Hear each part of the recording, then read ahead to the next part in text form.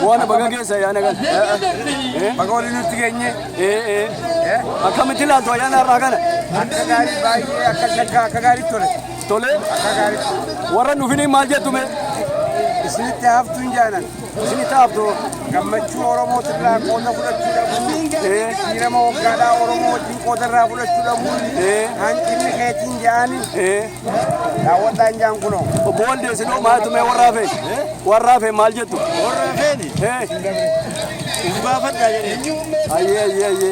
Atine nu esan ufte mali ugafat tu. Aye.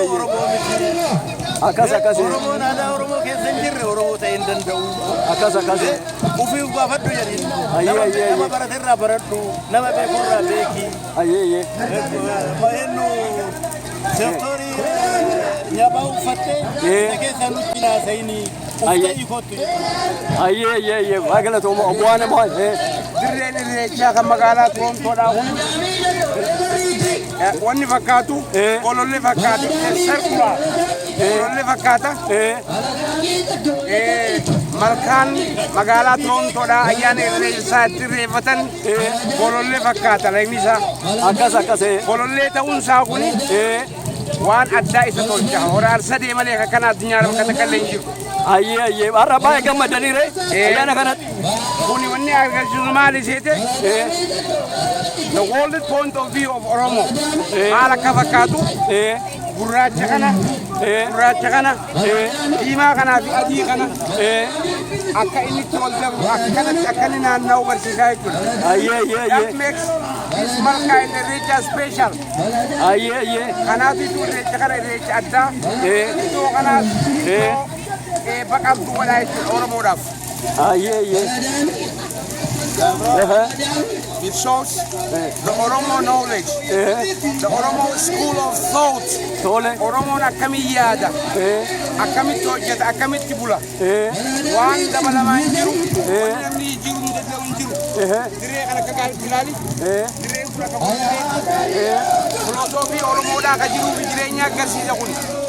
Aye. Oromo nama bara ayani kuni kuma javi ibba afurifi salgafa da marro erga Oromo tolfate chuda sele fara kuni yero sanat Oromo adunya kan akasilala turte kololle to wida jiru jirenyi mala kafa wani tidabala munjiru amana mota wana lagati madakani kan sani talago man kana mal gorsitame wala farra jiru indenden Billions cannot change this.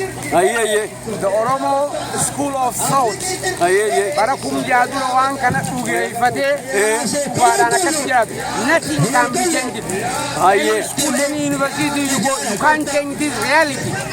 Aye. Kana billions cannot change this. Kuni hetu wan namni be ko kabu wara gele ya bakana ndu fadis yero dum atu fida chuda bi gudda bakana jirabe aye yero dum fida chuda bolde me buya da mo kadda baru jadi aye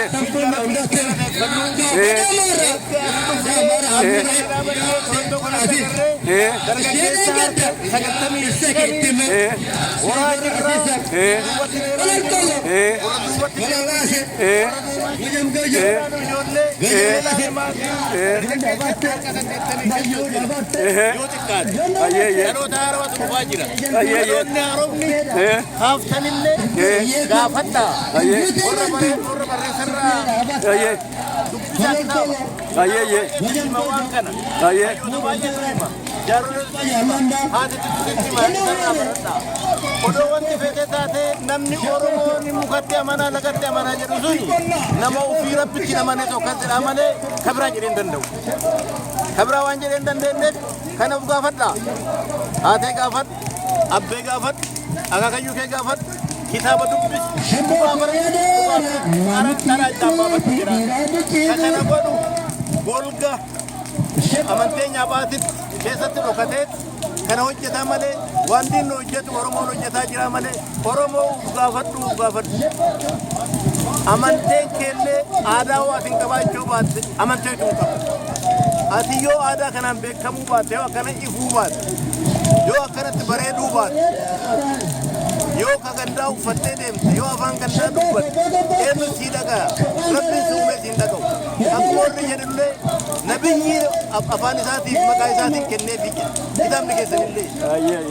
Kana dubbatti deebitanii qarummaa Oromoo beekumsa Oromoo odoo kitaabni keessan hin bu'ini odoo kitaabni hadha jedhamu hin bu'ini rabbitti amana qoroggaa bajjaa haddaan duratti. Amanteen kuma jahan duratti. Kuma jahan dhibba furii biyya salgafaadha. Amanteen amma jiru kuni gurmii kiyya irratti kee kenna seenu. Gaafa kee seenu shari'aan qotaan jaalattuu ijoollee durii isaa jedhan jaaroleen. Yoo shari'aan qotaan jaalattuu jechuun maal fakkaata? Yoo ati waan dhugaa gaafatte dhugaa sii deebisanii hin danda'an. Kanaaf akkuma taatanaa ta'anii jedhaniiti malee urmii kiyya keessatti dhufee urmii kiyya keessatti beekaa achiin dura akaakayyuun kiyyaaf abaabayyuun kiyyallee akka beekan natti himanii jiranii. Kitaabaa miti. Guddoo galatoomaa. Dhugaa irraa dhaga'ee. Guddoo galatoomaa. Yaa innaa kana qoradha. Waliin dabalachuu barbaadu. Oromoon aadaan bula, heeraan bula, seeraan bula, waaqaan bula, uumamaan bulaa jedhama wal nugamuu kana dhugaan isaa kana jechuudha. Kanaaf namni fedhe waan fedhe haasawee dubbatus dhugaa kana jijjiiruu dabaluu hir'isuu hin danda'u. Dhugeeffannaan kana akkana deemaa jira. Kanaaf gammada. Akkasitti deema. Kun kana Oromooti. Aadaa Oromooti. Namni Oromoo ta'e aadaa Oromoodhaa jabeessuu qaba. Afaan Oromoo jabeessuu qaba. Safuu Oromoodhaa jabeessuu qaba. Wanni Oromoo nama biraatirraa adda godhu safuu aadaa isaati. Mambultii isaati. Kuni waan abaabayyuu irraa nu ga'e waan waliin qooddannu akka Oromoodhaatti waan saba Oromoo nu godhaa kana jechuudha. Kanaaf kana keessa hafuun namatti miidhaa fida. Oromoo ta'uu nama dhorka. Oromoo keessa hafuun nama dhorka. Waan Oromoon qabdu kana wajjin qoodarraa fudhatanii wajjin itti gammaduun waan nama Oromoo tokkorraa eegamaa ta'eetii yaada. Galata guddaa qabaadha. Hayyee galatoomaa obbo Aanaa obbo Waldee galatoomaa horaa bulaa alaamanaa waati burraat tutti galaan jedha galatoomaa.